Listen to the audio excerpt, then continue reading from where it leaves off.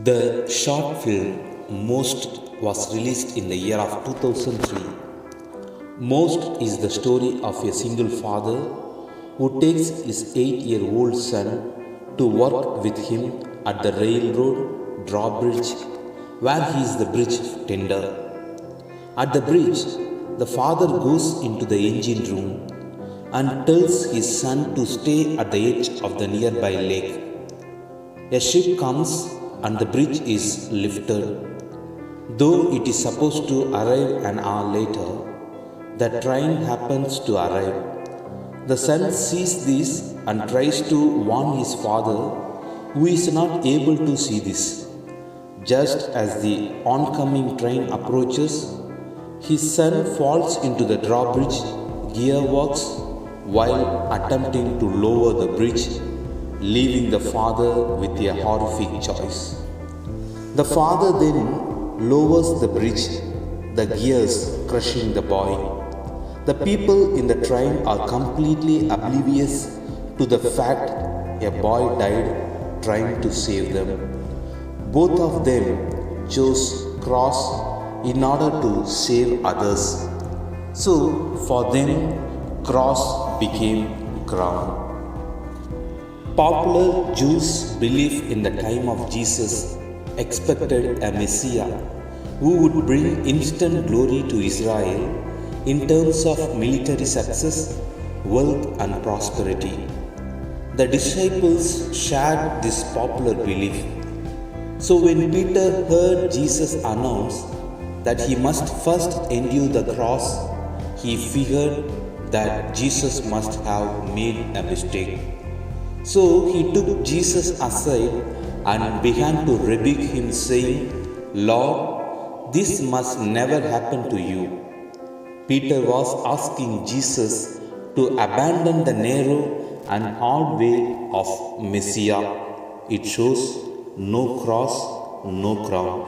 For the broad and easy way of the world means no cross, all crown.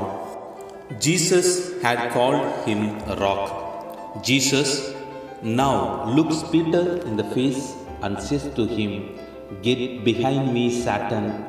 You are thinking not as God does, but as human beings do." Today's gospel is like a coin with two sides, the cross and the crown. If we try to embrace one side, the glorious side, and reject the other, the suffering side, we falsify the gospel. The same Jesus who said, "Come to me, all you that are weary and are carrying heavy burdens, and I will give you rest," in Matthew 11:28 also said, "If any want to become my followers, let them deny themselves and take up their cross and follow me. For those who want to save their life will lose it, and those who lose their life for my sake will find it," in Matthew 16:24. Do we come to Jesus then to be freed from our burdens, or do we come to Jesus to take on the cross? We come to Jesus to be freed from our meaningless and futile burdens, and in its place take on the cross that leads to salvation and glory. Today's gospel challenges us to say no to the very attractive but one-sided worldly gospel of instant glory, all crown and no cross. Did you ever hear the dialogue "All is well" from the films Nanban, Three Idiots, in which actors used to say all is well? It did not all go well with Jesus.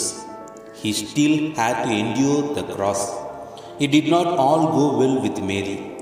A sword of sorrow still pierced her soul. It did not all go well with the countless men and women saints who have gone before us. Why then should it all go well with you and me? In the face of disappointment, bereavement, sickness, ingratitude, and failure, our faith response should be not to question why me, but to recognize that these crosses and contradictions are the necessary conditions for our future glory. The world is the place for the cross.